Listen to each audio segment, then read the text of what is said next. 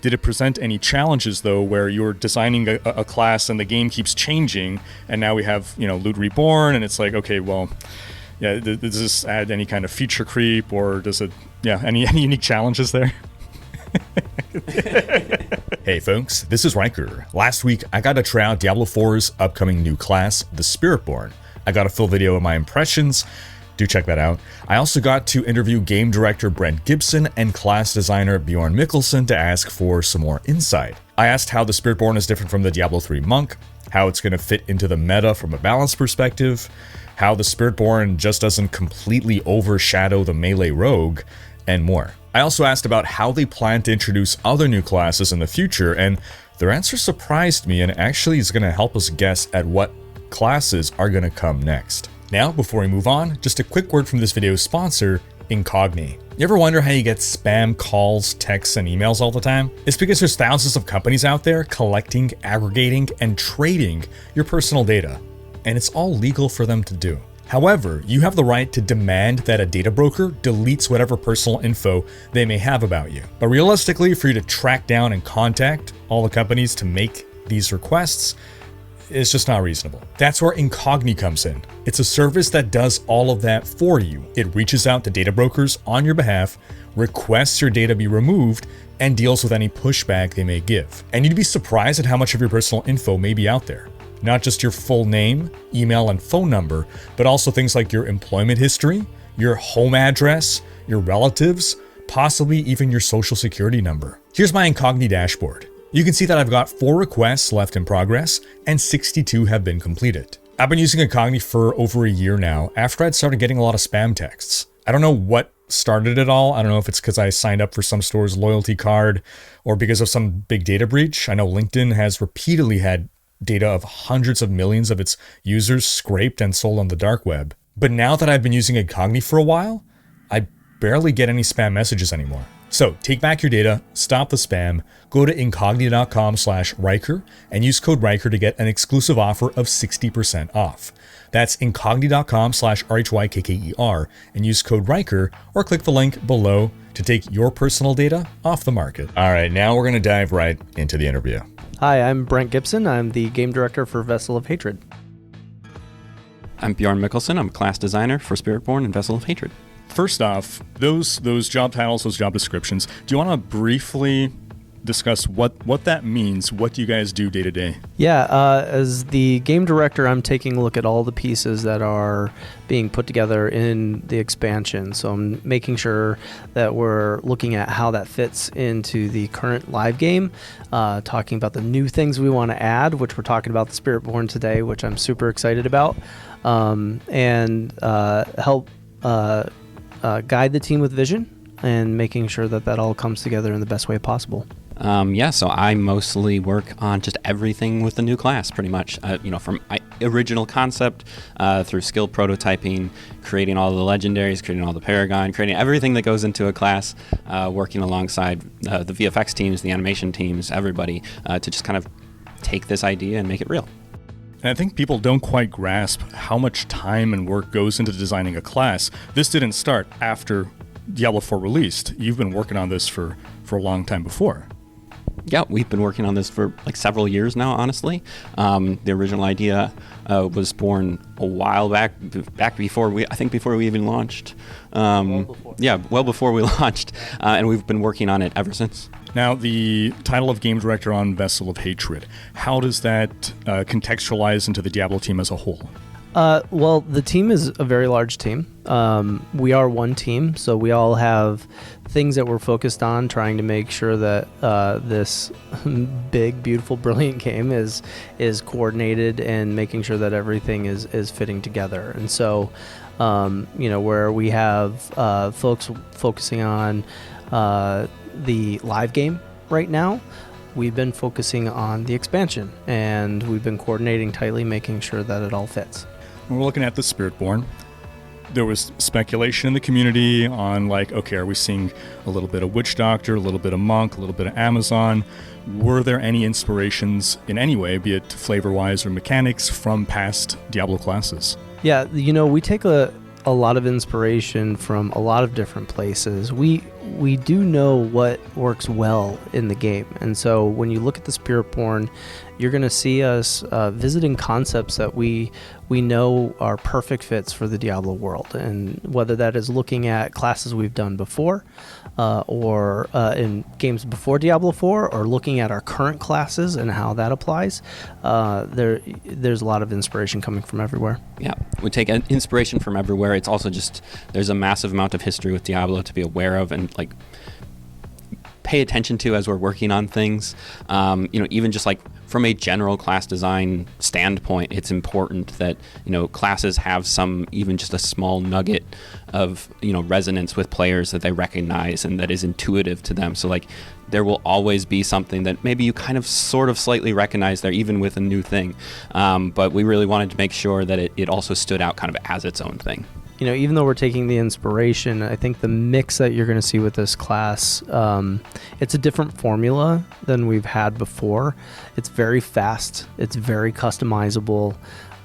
It's got a brand new lore and fiction built behind it that is very different from what other people see. And I really can't wait for everybody to get their hands on it. I know that you had a chance to play today. I would love to hear your perspective on that at some point. But yeah, it's a very unique class that I think is going to be fresh sitting next to the original 5. I think flavor-wise, we have something very new, very unique, very distinct. And I'm thinking sometimes people might be looking at the gameplay and they might see a lot of similarities to the monk. We got martial arts. We got something that looks similarly to a Dabo. We have the triple generator with the final attack. We have even that sort of vortex skill. Mechanically, what differentiates the Spiritborn from a monk? I think really mechanically speaking, the thing that differentiates Spiritborn the most, and the kind of core conceit that we've had ever since the beginning, is really like trying to make a class that is about sort of mixing and matching different types of like fighting styles, different kinds of like, even just like the virtues of the Spiritborn itself with each of the spirits. It's less about just like purely being a martial artist or something like that, and more about fighting styles and more about this mix and match. And that was something that's been there from the start and has really like driven the vast majority of our concepts and ideas of like what actually fits into the class, as opposed to trying to stay, perfectly on key with like delivering a monk or something. Like there's a very specific set of expectations that comes if that's what we're trying to deliver. And Spiritborn is more about kind of this hybridization, this mix and match. One of the things that I like about the class is that each spirit guardian that is a part of this class is a different type of fighting style, a different type of combat archetype. And so being able to give this to a bunch of players and see that each of them are probably going to pick a different fighting style is something that we didn't see in any of the classes prior to this. And so if there are certain things that you want to go after that make you particularly tanky and you want to be up close and personal, you can spec for that, or you can spec to be super mobile, getting around the field and maybe dealing with enemies more from a distance. And I don't think there's a single class out there right now that has that level of flexibility that you can see in the Spiritborn. So we're talking about these 4 spirit guardians is the term, and the different fighting styles. I know there was some drops of like Muay Thai, for instance. This might be too granular of a question, but does each of the 4 correspond to like this one's Muay Thai, this one's like Jeet Kune Do, or is that too? Similar to a question you asked earlier, like where do you take your inspirations? We took inspirations from more martial arts and combat styles than we have spirit guardians. And if you ever hear our art director Nick Chilano talk about this, he talks a lot about like finding the moves that fit the power the best. So that might be from one martial art style or another martial art style, and it's the combination of those that allow us to make something new. And it actually got brought up, do we have a name for this? No. We should come up with a name for this, but the combination of all of our inspirations have a new fighting style that's distinct to this class's theme and lore. The Guardians as well, they seem to have, or at least my perception is that they seem to have elemental affiliations where like the Jaguar is fire and the gorilla like might be earth or stone. Was there some point in development where instead of Spirit Guardians, it was aligning with the 4 elements?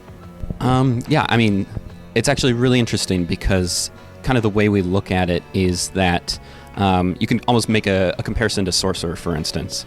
With the Sorcerer, like they're sort of tapping into like the primal elements of like fire or something like that. And what matters to them is like, what does fire do? It's burning, it's doing these things, and that's what they're controlling. That's what matters to them.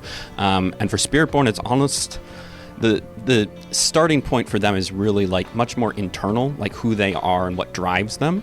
And so the elements for them are much more kind of like an expression of that, right? You're very aggressive, and so therefore now the power is manifesting as claws, and those claws are made of fire because fire is very aggressive. And so it's all kind of flows from them, as opposed to being about the element itself. So that's kind of really where our starting point was. So in a perfect scenario, every class, every build is exactly balanced. We know that's not the case. On release, where do you see the Spiritborn falling in the meta? Is it going to be like up there with the Barbarian? Is it going to be down below? Is it somewhere in the middle? Or where do you feel that, where are you targeting for it? We'll both answer this. The idea of balance for the game is an ongoing project of work, right? You've seen it with the original 5 classes and making sure that we're maintaining their role in the power fantasies, as well as making sure that while they have their own spotlight, no matter which one you play, you're getting a similar progression experience with all of them. Now, sometimes we get that really great. Sometimes we have the issue like we're going with the Barb right now.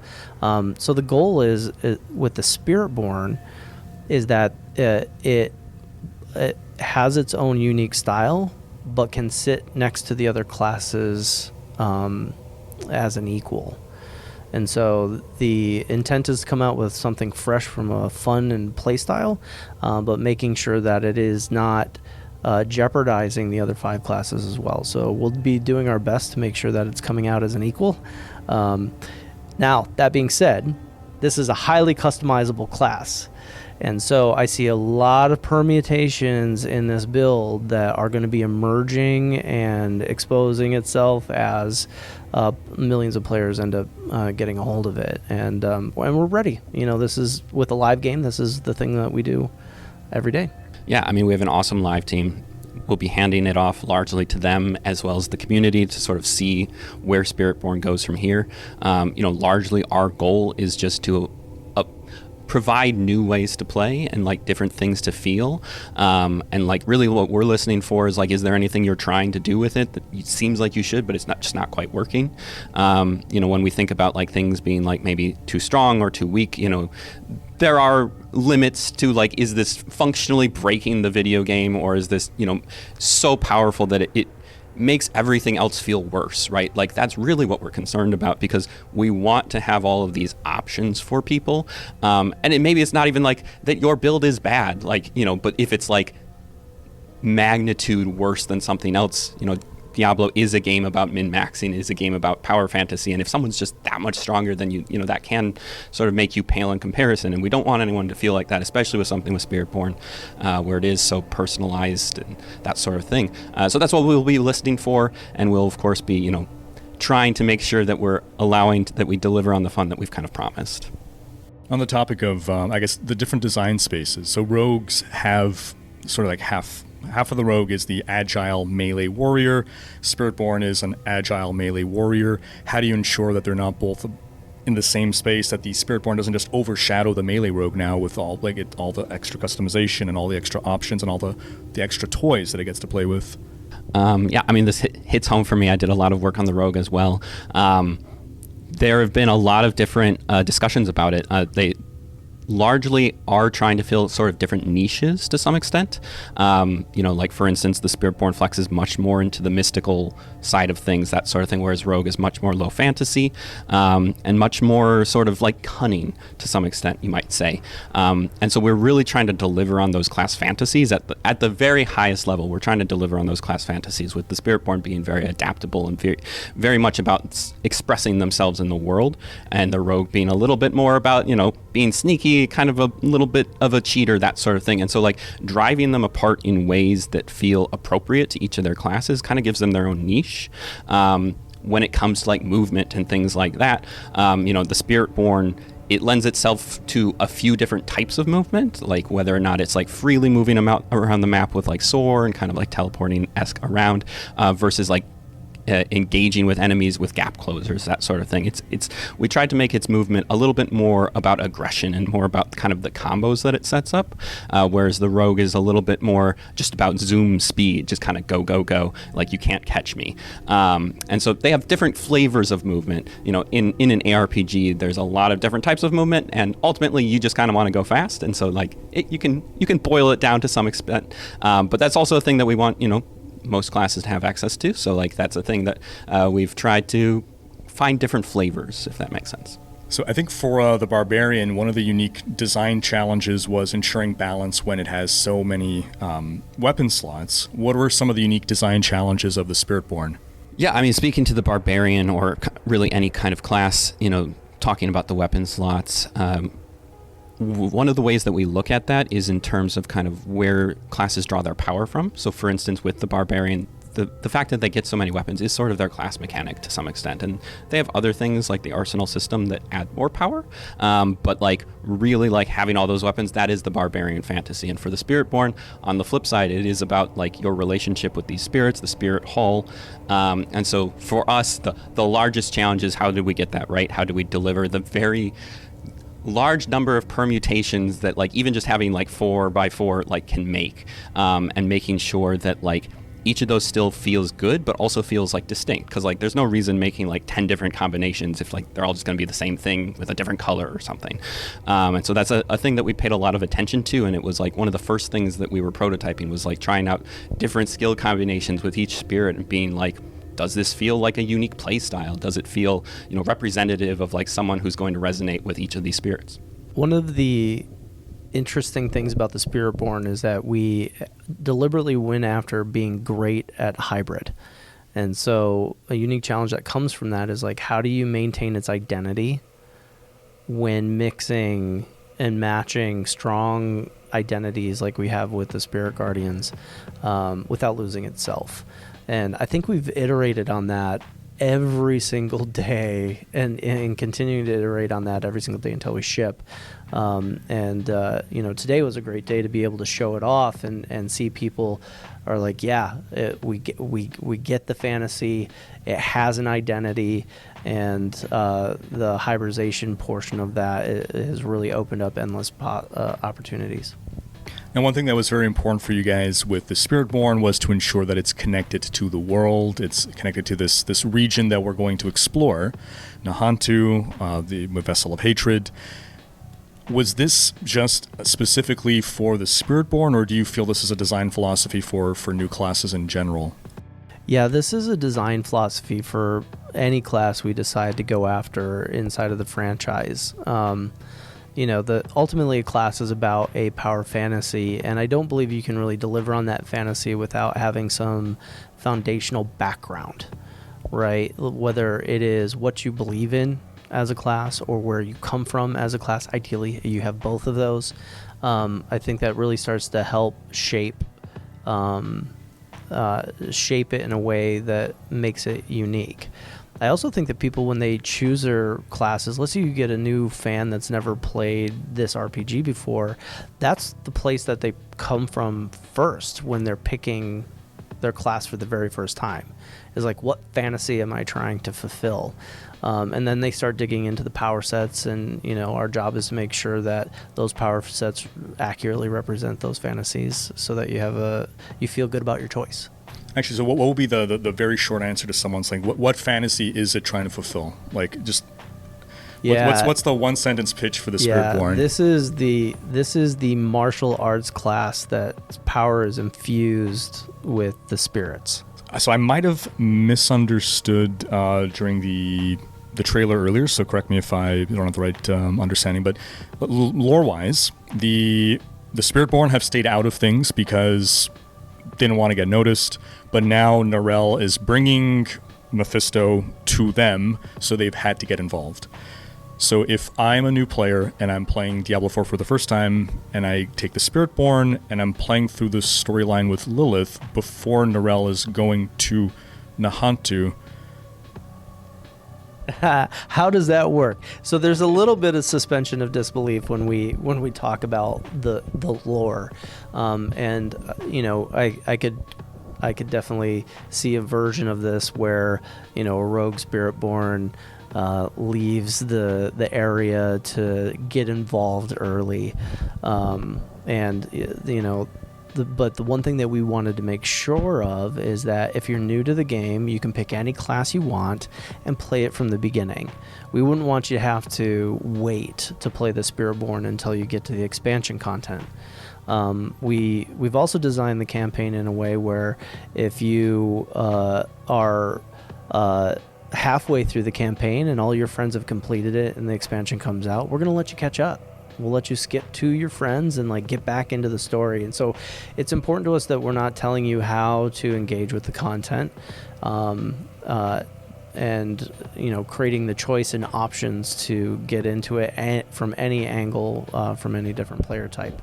So if that means that we have to suspend a little bit of belief, that's okay, but fictionally, this is the foundation of the story that can spawn off a whole lot of deeper lore for the Spiritborn. We were talking about this before, that we've actually developed more lore for the Spiritborn than you're going to get exposed to in the expansion, because it's a class that we want to live in the franchise for a very long time and potentially tell more story.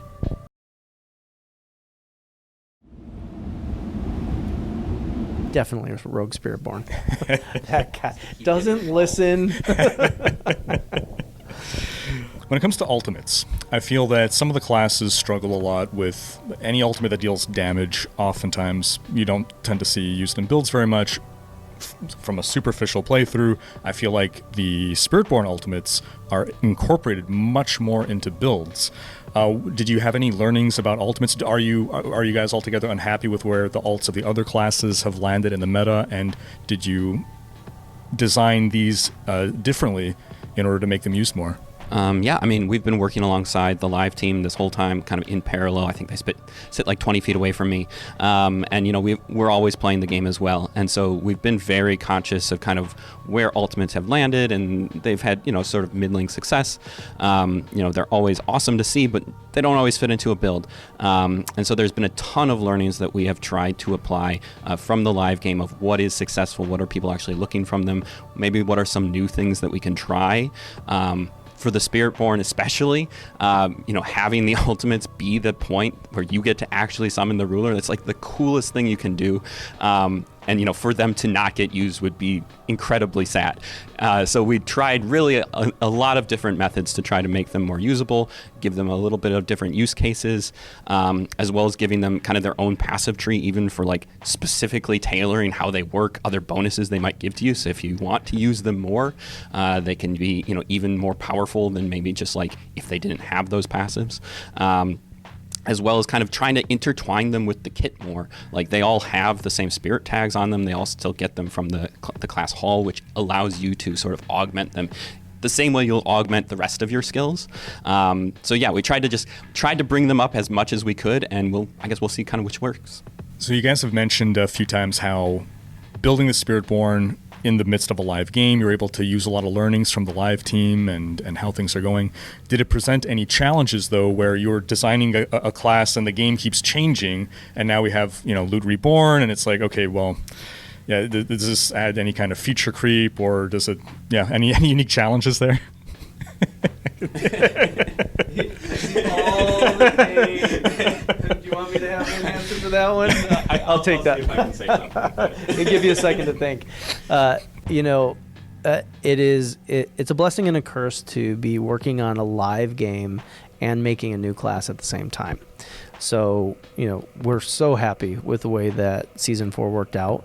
But as we were working on that Season 4 change, we knew the ripple effect. And so, we were gonna be doing some stuff with itemization, but we didn't know how far we were gonna go at that time. And so every decision made there had some kind of impact on the class. We're okay with that, though, because we knew that the foundation would be stronger for moving forward in the future. So to a degree, the foundation is stronger for the Spiritborn than it is for the other classes. And in some ways, too, it actually opened up some opportunity as, tempering and masterworking came online. I think you've said it before. It started giving us some opportunity to do things that we were asking for, and so we were able to maximize that and alter the class. Yeah, I mean, so we've been working in parallel with the live team. Like, we're all, playing the game. We're aware of kind of what things maybe aren't working as well, and we're all kind of trying to solve them in our own bubbles, but we're constantly playing each other's content. We're constantly, seeing what we can do for each other, whether we're introducing new tech, with the Spiritborn, that maybe that helps live with something, or live adds something that helps us with what we want to do with Spiritborn. We're always kind of almost taking inspiration from each other, and it really just becomes more a question of well, where are we going to solve this thing, in what way, what other opportunities does that bring for the Spiritborn, what ideas is Spiritborn adding that maybe other classes can benefit from, that sort of thing. It can definitely add maybe a little bit of more work here or there, but it's all in service of a better product and a better experience for players. And yeah, I mean, at the end of the day, I think it's worth it and it's awesome. I think you touched upon crossover between the teams. I think the community has some understanding that there are multiple teams within the Diablo team as a whole. You have your Season A team, Season B team, there's the expansion team. But I think there's sometimes a perception from the community that you guys are all sort of capsuled off. How much overlap, or how integrated are things? How does our dynamic work between the teams? Yeah, it's interesting. We say teams, and I think a better word for it is focuses, right? We have a lot of very expert people on very particular things in the game that need to be developed, because like Bjorn said, he sits 20 feet from it's not I'm going to talk to the live team. It's no, he's going to go talk to Colin. And so our day-to-day is more like that, even though all of us are yep, we got these group of people focusing on getting this content done and these focused on this content. We still get together every Monday, all of us, and talk about our game and play our game together on a very regular basis. So it's more like one team with multiple focuses. Yeah, I mean, even we'll say, kind of as you're saying, we have the class team, we have the live team, but there's so much overlap between those at any given time. We're constantly playing each other's content, and even greater than that, the Diablo team as a whole is playing everyone's content weekly and daily and all the time. We have we're brainstorming together. We're doing those things. We're all trying to work on the same game together. What are you guys most excited about, either with the Spiritborn specifically or the expansion as a whole? I think with Spiritborn, what I'm most excited to see is who it's going to resonate with the most and who's going to call it their main class. It's rare that we add something, this new to it that, doesn't have someone who's already, necessarily ready to go with it.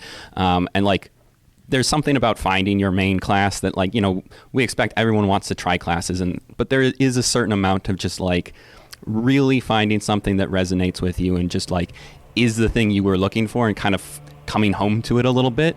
And so I'm really just excited to see who those people are. I have a guess here or there of things that people might like and might gravitate towards, but I think it'll be sort of a journey to go on and work as the class comes out, work with them and potentially make the class, better for those people as they're, trying it out and finding the things that they want.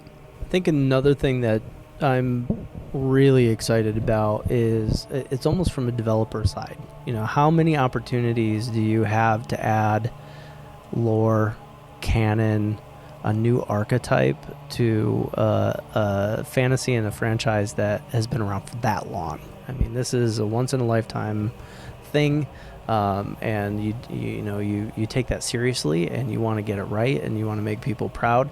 And the last handful of days of letting everybody play this new class has been a high that I personally will never forget. Any last message you'd like to get out to the community? Keep playing. I mean, the more we play, the more we get to make, and we've got so many ideas that are itching at the back of our brains. I love the fact that we're finally at a spot where we're in a dialogue with this game, right? It's no longer our game, it's the community's game. We're a part of the community, so we get to start developing this together. So I'm looking forward to continuing that, and I'm looking forward to seeing everybody in Sanctuary. And that's going to wrap up this video. But again, do be sure to check out my video with my impressions on the Spiritborn, and leave a comment with your thoughts on the reveal so far. Thanks for watching. Special thanks to my supporters. If you enjoyed this video, give it a thumbs up, and subscribe to join Rhykker's Raiders for more Diablo content.